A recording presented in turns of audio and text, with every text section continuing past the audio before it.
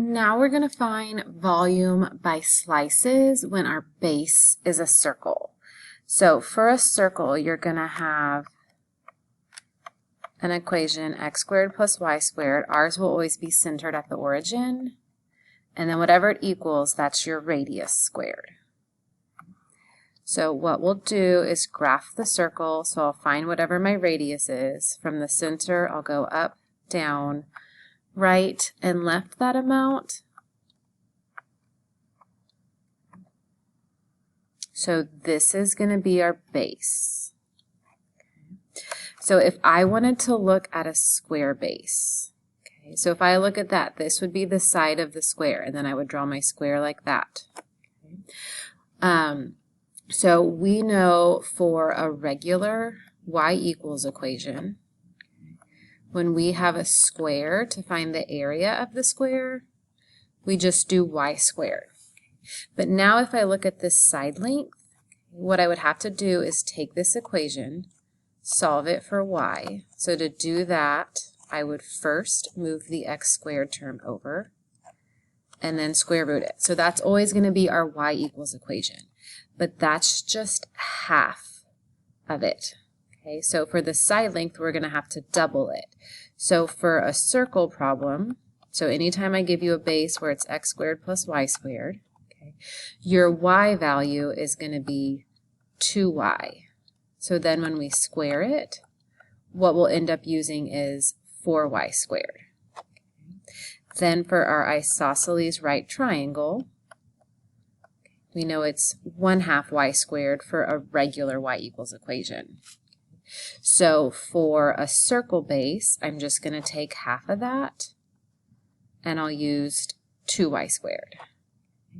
And then for your semicircle, we use pi over 8 for the coefficient. Okay.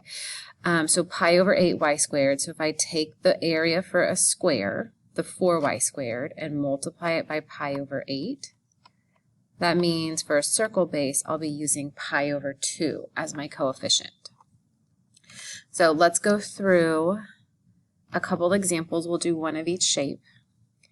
So find the volume with the indicated base and slice. So here's our base, which is a circle. So anytime I give you an x squared y squared equation, it's going to be a circle.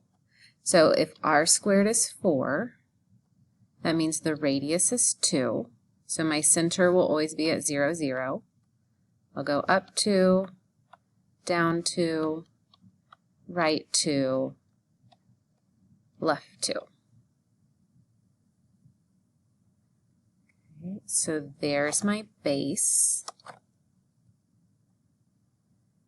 I'm going to just draw one slice, so there's my square. Okay. So for a square slice with a circle base, it's going to be 4y squared. Okay, we'll just take our regular base one, our regular square, which is just a plain old y squared, we'll multiply it by 4. Okay. So then I need to take this equation, solve it for y.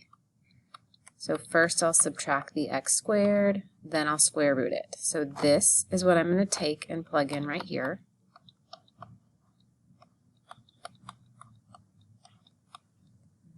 So squaring the square root, we'll just get rid of it, and then distribute in that 4. So that'll give you 16 minus 4x squared. Or if you just want to leave the 4 outside the integral and multiply your answer by 4, that's fine. So my integral, okay, this time they didn't give us a and b, and that's because we have to look at the circle. So the left point is -2, the positive point is right 2.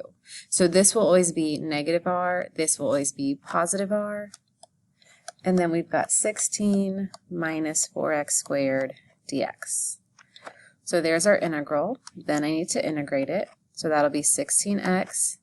That'll be 4 divided by the new exponent will be 3. Then I'm going to plug in 2. I'm going to plug in -2 and subtract them. So when I plug in 2, that'll be 16 times 2 minus 4/3 times 2 cubed.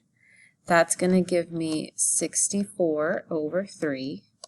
Then minus, when I plug in -2, that'll be a -32 minus 4/3 times -8. That's going to give me a negative 64/3. So 64/3 minus negative will be plus 64/3. And that's going to give us 128/3 units cubed. So now let's look at the same equation, but this time we'll do a semicircle slice. Okay, so I'm going to use the same graph. The center is at 0, 0. Our radius is 2, so go each direction 2.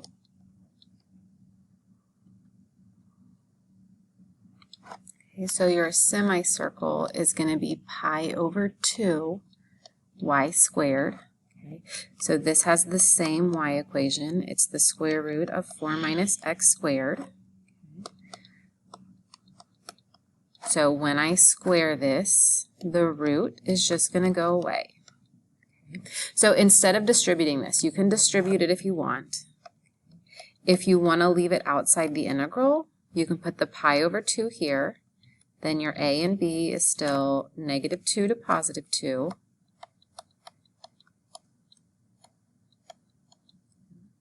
Then we can integrate it. So that'll give us 4x minus 1/3 x cubed.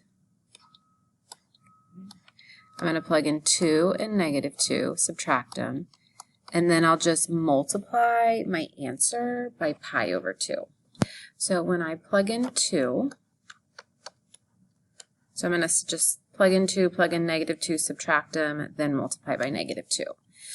So when I plug in 2, 4 times 2 minus 1/3 times 2 cubed, that's going to give me 16/3. When I plug in a -2, that's going to give me -16/3.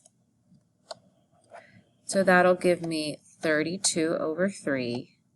Then I'm going to multiply it by pi over 2, and that'll give me 16 pi over 3, and then units cubed for volume. Okay, so that would be taking this and just stacking up a bunch of semicircles. And now let's look at a isosceles triangle. So our graph is going to be the same. So the only thing that'll change on these graphs is whatever your radius is. So for an isosceles triangle, we'll use 2y squared. Okay, so y we know is square root of 4 minus x squared. Move that over, square root it. So y squared. So either take the 2, move it outside the integral, or distribute it. Either way, you're going to end up with the same answer. Okay, so our a is still -2 to +2. Then we'll integrate it. So that'll be 8x minus 2/3 x cubed. Plug in 2, plug in -2, subtract them. So when I plug in 2, I'll get 32/3 minus, when I plug in a -2 to both of these, I'll get a -32. So minus a negative will be plus. And that's going to give me a volume of 64 units cubed. And that would be from using the circle as the base and stacking up a bunch of isosceles right triangles here.